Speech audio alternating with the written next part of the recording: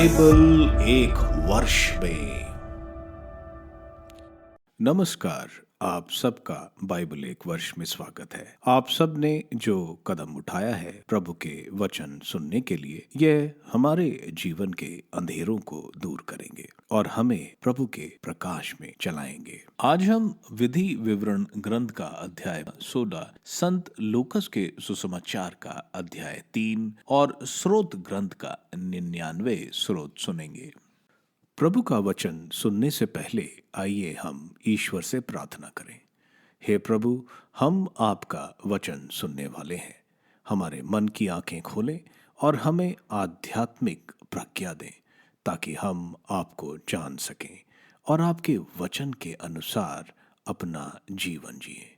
यह हम मांगते हैं आपसे प्रभु यीशु के नाम, आमीन। विधि विवरण ग्रंथ अध्याय 16, पास्का पर्व।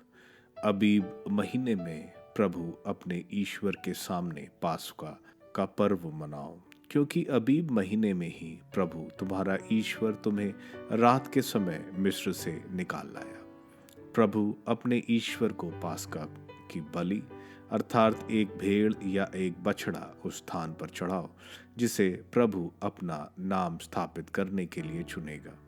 तुम उसके साथ खमीरी रोटी नहीं खाओगे। तुम 7 दिन तक बेखमीरी रोटी, विपत्ति की रोटी खाओगे, क्योंकि तुम्हें बड़ी जल्दी से मिस्र से भागना पड़ा। इस प्रकार तुम मिस्र से अपने निर्गमन का दिन आजीवन याद रखोगे। तुम्हारे सारे देश में 7 दिन तक तुम्हारे पास कहीं भी खमीर ना हो। तुम पहले दिन की शाम जो मांस चढ़ाते हो, उसका कुछ भी प्रातः काल तक शेष न रहने दो। तुम पास्का की बलि उन नगरों में किसी में नहीं चढ़ाओगे जिन्हें प्रभु तुम्हारा ईश्वर तुम्हें देने वाला है। केवल उसी स्थान पर चढ़ाओगे जिसे प्रभु तुम्हारा ईश्वर अपना नाम स्थापित करने के लिए चुनता है। तुम शाम को सूर्यास्त के समय पास्का की बलि चढ़ाओगे, क्योंकि यही वह समय है जब तुम मिस्र से निकले थे। जो स्थान प्रभु तुम्हारा ईश्वर चुनता है, तुम उस स्थान पर उसे पका कर खाओगे और प्रातःकाल अपने यहाँ लौट जाओगे। तुम 6 दिन तक बेखमीर रोटियां खाओगे और 7वें दिन प्रभु अपने ईश्वर के आदर में धर्म सभा का आयोजन करोगे। तुम उस दिन किसी प्रकार का काम नहीं करोगे। सप्ताहों का पर्व। 7 सप्ताह गिनोगे। जिस दिन तुम पकी हुई फसल काटने के लिए अपनी हंसिया उठाओगे, उसी दिन से 7 गिनोगे। इसके बाद तुम प्रभु अपने ईश्वर के आदर में सप्ताहों का पर्व मनाओगे और प्रभु अपने ईश्वर से प्राप्त आशीर्वाद के अनुपात में स्वेच्छा से चढ़ावा अर्पित करोगे। तुम उस स्थान पर आनंद मनाओगे जिसे प्रभु तुम्हारा ईश्वर अपना नाम स्थापित करने के लिए चुनेगा। तुम्हारे पुत्र पुत्रियां, तुम्हारे दास दासियां, तुम्हारे नगर में रहने वाले लेवी, तुम्हारे बीच रहने वाले प्रवासी, अनाथ और विधवाएं भी तुम्हारे साथ प्रभु अपने ईश्वर के सामने आनंद मनाएंगे। याद रखो कि तुम मिस्र में दास थे। तुम इन नियमों का विधि पूर्वक पालन करोगे। शिविर पर्व। तुम खलियान का अनाज और अंगूरी कुंड का रस एकत्र कर लेने के बाद 7 दिन तक शिविर पर्व मनाओगे।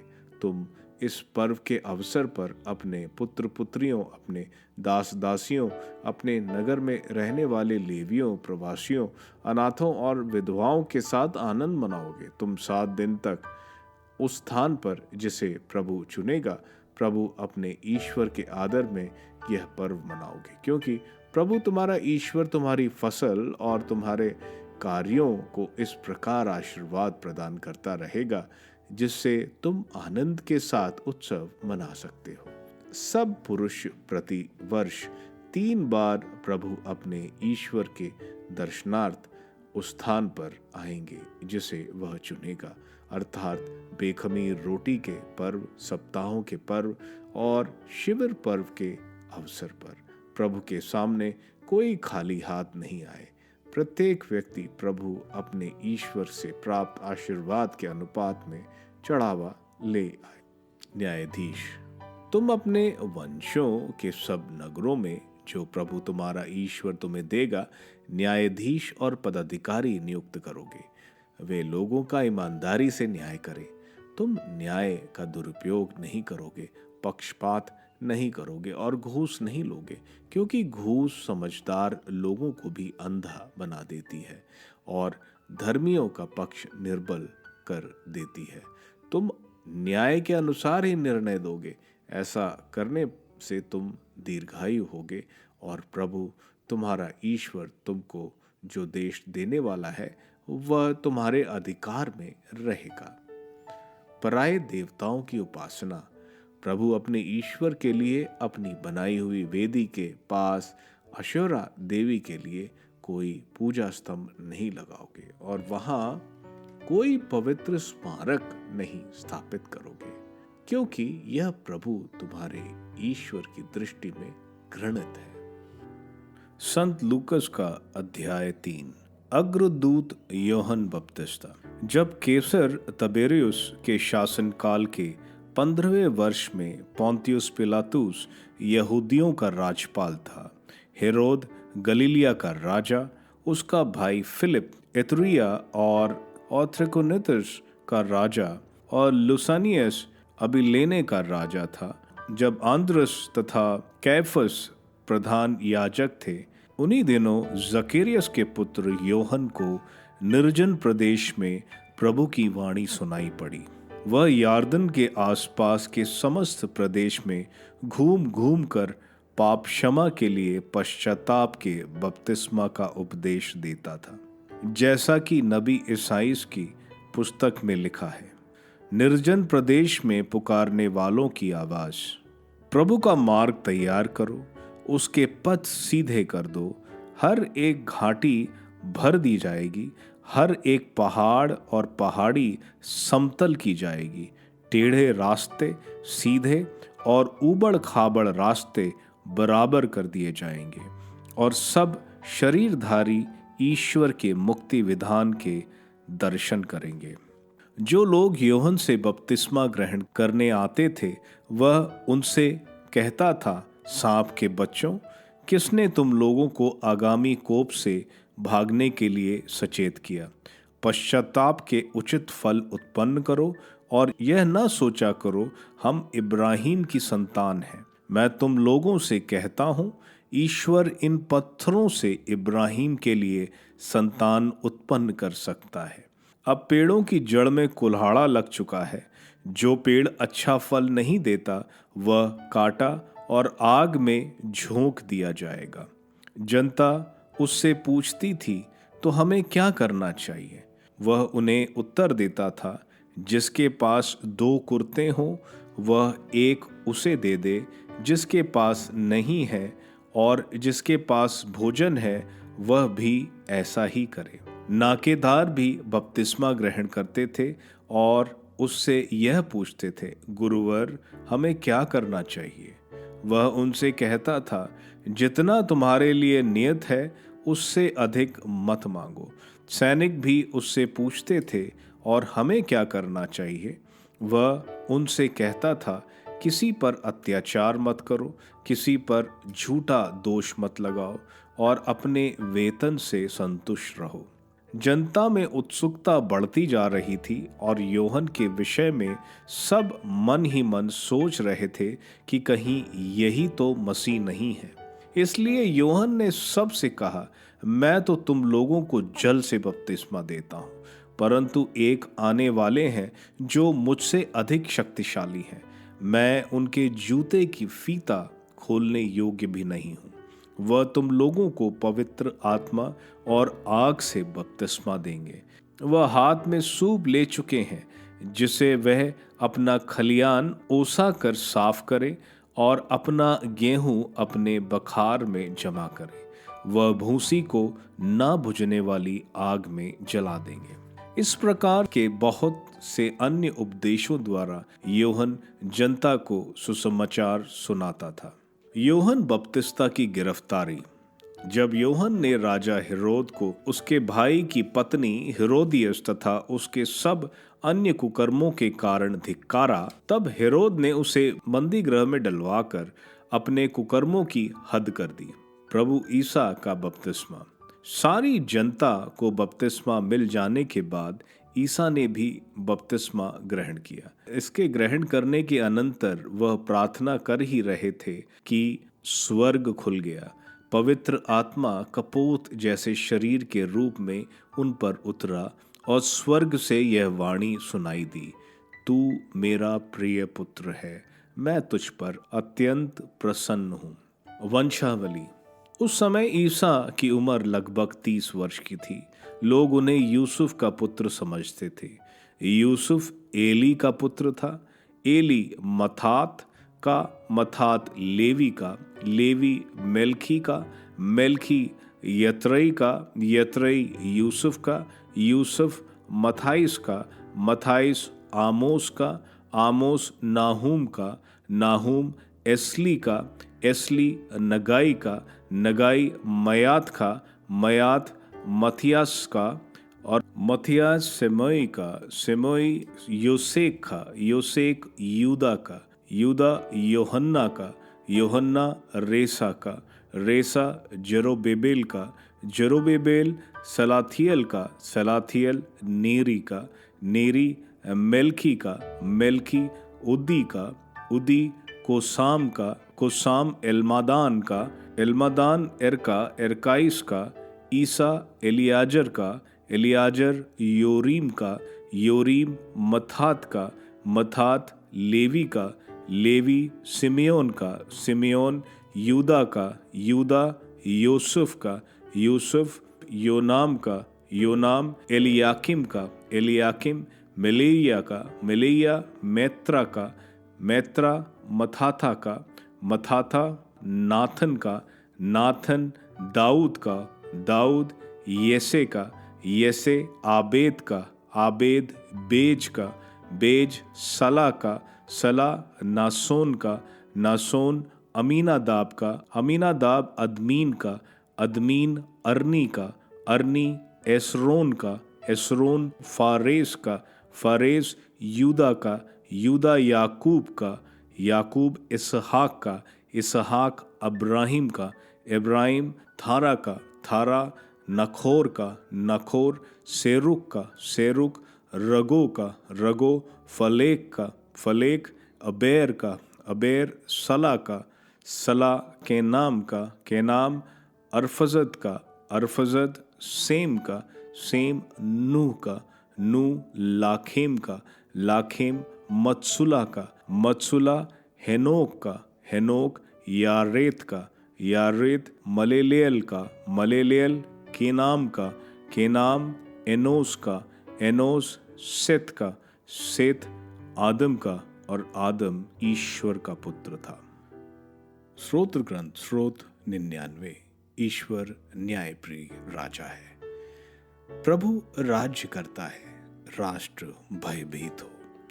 वह किरूबों पर विराजमान है, पृथ्वी कांप उठे। प्रभु सिय्योन में महान है, वह सब राष्ट्रों से ऊंचा है। वह उसके विराट एवं श्रद्धेय नाम का गुणगान करें। प्रभु पवित्र है, शक्तिशाली न्यायप्रिय राजा। तूने अपरिवर्तनीय न्याय स्थापित किया। तू याकूब में निष्पक्षता से न्याय करता है। हमारे प्रभु ईश्वर को धन्यवाद कहो, उसके पावदान को दंडवत करो। प्रभु पवित्र है। हारून और मूसा उसके पुरोहित थे। सैमुएल उसकी उपासना करता था। उन्होंने प्रभु को पुकारा और उसने उनकी सुनी। उसने बादल के खंभे में से उनसे बातें की। उन्होंने प्रभु की आज्ञाएं और नियमों का पालन किया। हमारे प्रभु ईश्वर, तूने उनकी प्रार्थना सुनी।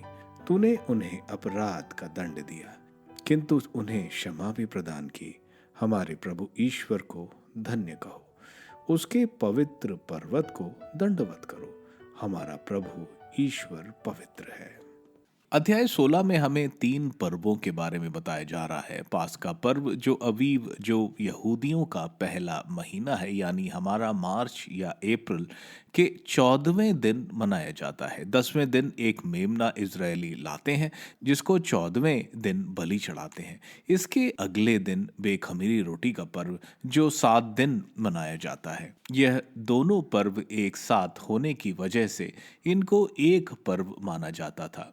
इसके बाद 50वें दिन पेंटेकोस्ट या सप्ताहों का पर्व मनाया जाता है जो गेहूं की कटनी का पर्व है। पेंटेकोस्ट के दिन ही हमारी कलीसिया का जन्म हुआ था।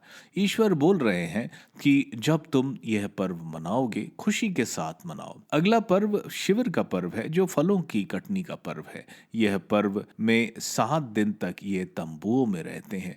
यह उनको याद दिलाता है कि 40 वर्ष उनके पूर्वज तंबू में रहे और प्रभु ने उनकी देखभाल की। हर साल 13 वर्ष से ऊपर हर पुरुष मंदिर में 3 बार प्रभु के सामने हाजिर होगा। पास्का पर्व, सप्ताहों का पर्व और शिविर पर्व। इसके बाद शासन नियम बताए जा रहे हैं। न्यायाधीश और पदाधिकारी जो नियुक्त होंगे वो ईमानदार होने चाहिए और वे ईमानदारी के साथ न्याय करें। आज हमने 3 पर्व देखे, वे तीनों प्रभु यीशु में पूर्ण होते हैं। प्रभु यीशु हमारा पास्का का मेमना है जिन्होंने क्रूस पर बलि चढ़ाकर हमें पाप से मुक्ति दी।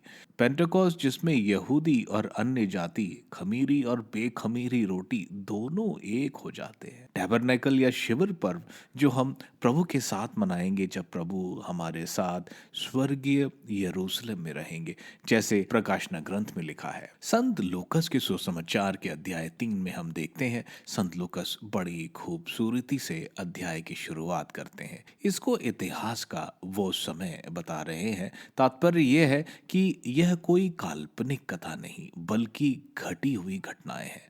इसमें हम कुछ नाम देखते हैं। कैसर टाइबेरियस यानी सीजर टाइबेरियस रोम का सम्राट 14 एडी में बना। पॉन्टियस पायलट जूडिया यानी जूडा के संचालक 26 एडी में बने। हेरोड ग्रेट नहीं, हेरोड एंटिपस हैं जो हेरोड द ग्रेट के पुत्रों में से एक था और फिलिप भी हेरोड द ग्रेट का बेटा था। इसके बाद हम 2 मंदिरों के प्रधान याजक देखते हैं।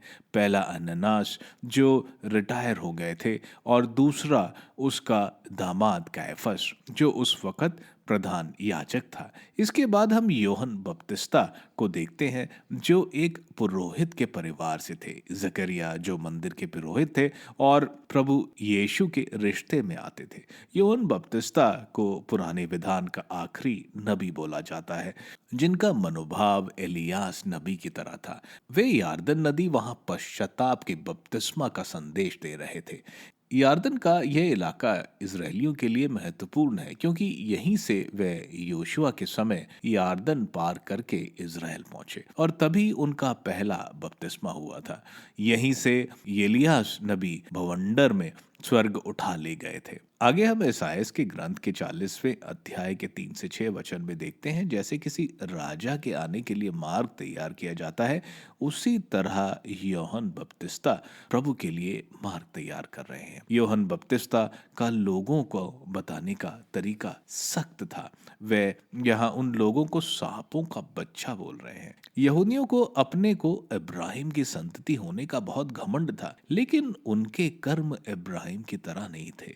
इसलिए बोल रहे हैं कि उनको इश्माइल जो इब्राहिम के पुत्र थे उसकी तरह निकाल देंगे। लोग उनसे पूछते हैं कि क्या करें इसके लिए। संत योहन बोलते हैं सच्चा पश्चाताप, धार्मिकता का जीवन, प्रभु के संहिता के अनुसार जियो और अच्छे काम करो, सबके प्रति न्याय, दया और इज्जत रखो। अगर तुम्हारे पास कुछ अधिक है तो उसको दूसरों के साथ बांटो। आगे नाकेदार को अधिक चुंगी ना लेने, सैनिक से किसी को डरा कर पैसा न लेने को, अपने वेतन में ही संतुष्ट रहने को बता रहे हैं। लोगों के पूछे जाने पर कि क्या वे ही मसीहा हैं, वो बोलते हैं मैं तो उनके सामने कुछ भी नहीं। मैं जल का बपतिस्मा देता हूँ, वह आपको पवित्र आत्मा और अग्नि का बपतिस्मा देंगे और वे अंतिम न्याय करेंगे और गेहूं को इकट्ठा करेंगे और भूसी को ना बुझने वाली नरक की आग में डाल देंगे। आगे हम प्रभु यीशु का बपतिस्मा देखते हैं। प्रभु को बपतिस्मा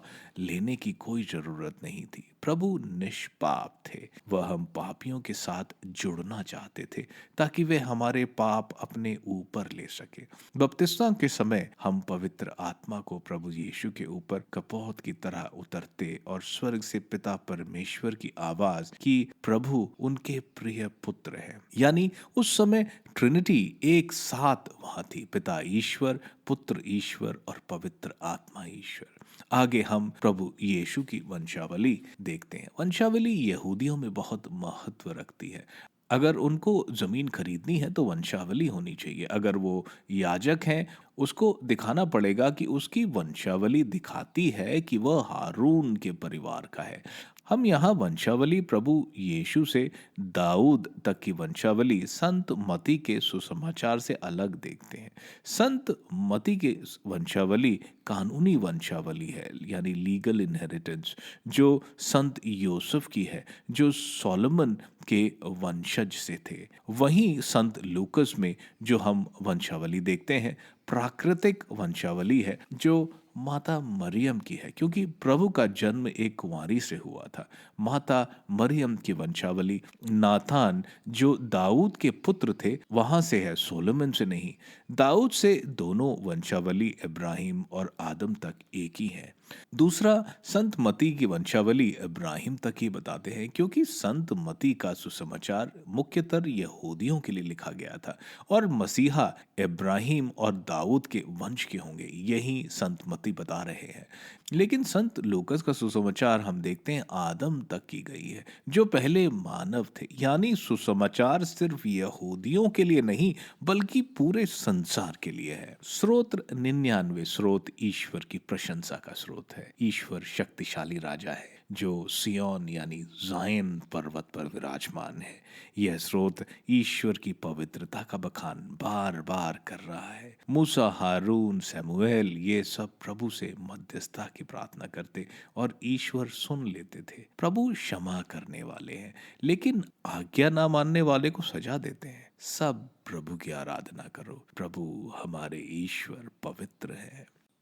आप सबको धन्यवाद ईश्वर के वचन सुनने के लिए। मैं आपसे विनती करता हूं कि आप बाइबल एक वर्ष में को दूसरों के साथ शेयर करें, क्योंकि प्रभु का वचन स्वयं प्रभु यीशु है। प्रभु को दूसरों को देने वालों को प्रभु की आशीष जरूर मिलेगी। मैं आप सबका बड़ी बेसब्री से कल इंतजार करूंगा। धन्यवाद।